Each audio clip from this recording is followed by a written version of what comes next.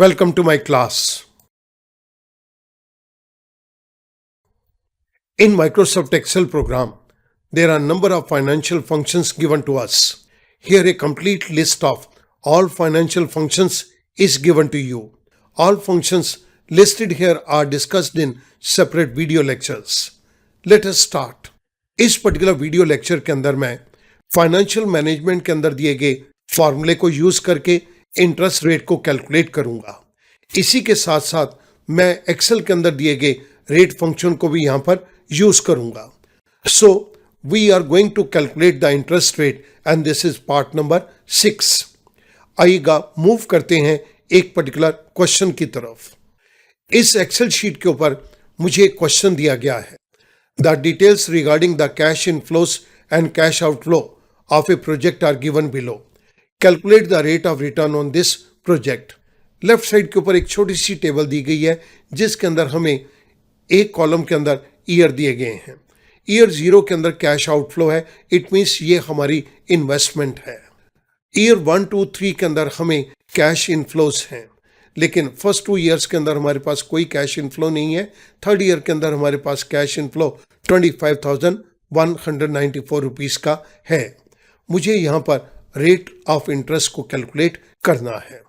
मैं इस प्रॉब्लम को दो तरह से सॉल्व करूंगा, एक with the help of Excel function and second with the help of mathematical formula. सबसे पहले मैं यहाँ पर एक्सेल फंक्शन को टेकअप कर रहा हूँ। एक्सेल के अंदर हमें रेट फंक्शन दिया गया है।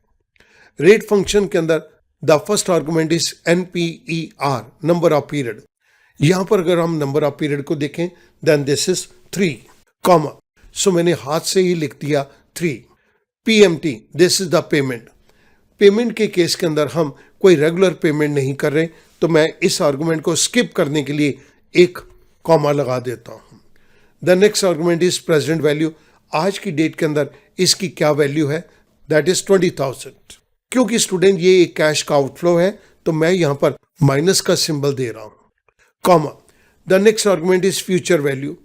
फ्यूचर वैल्यू के केस के अंदर मैं इस 25,194 रुपीस को टेकअप कर रहा हूं, that is given to us in cell number D8, comma.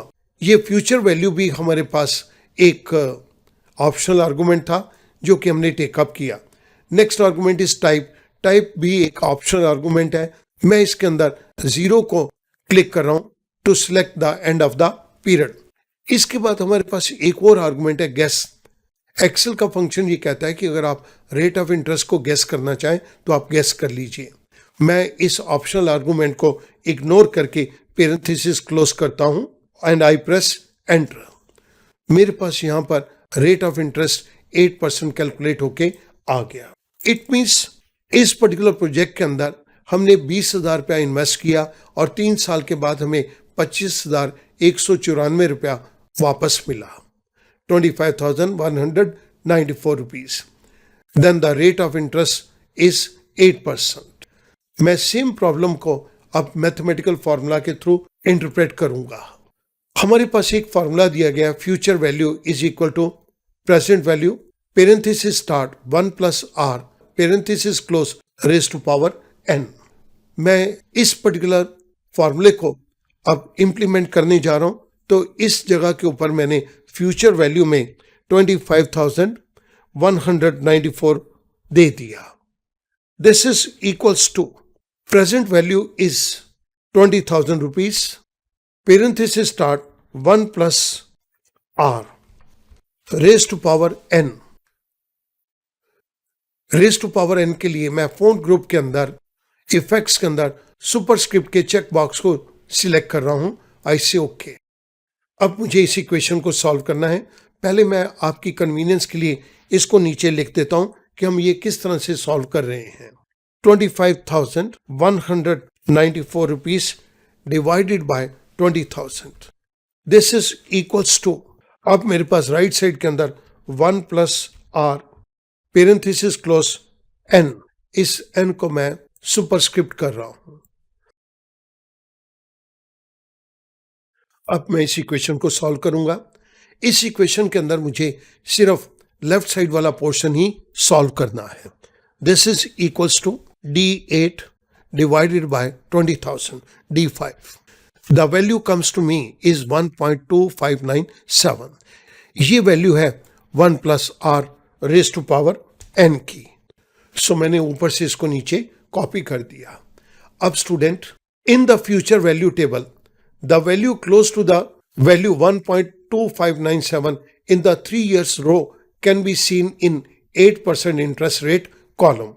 मुझे 1.2597 वैल्यू को चेक करना है 3 years के कॉरेस्पॉन्डिंग।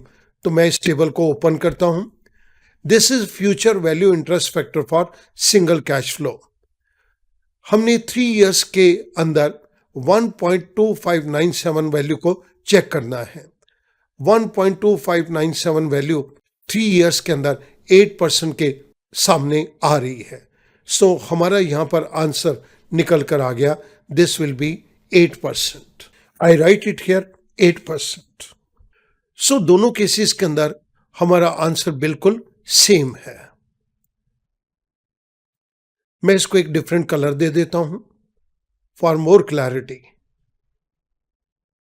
स्टूडेंट, हमने इस पर्टिकुलर क्वेश्चन के अंदर एक प्रॉब्लम को दो तरह से सॉल्व किया, with the help of Excel function and with the help of mathematical formula. मैं उम्मीद करूंगा अब इस तरह के क्वेश्चन को सॉल्व करना आपके लिए बहुत आसान हो जाएगा। Thank you very much.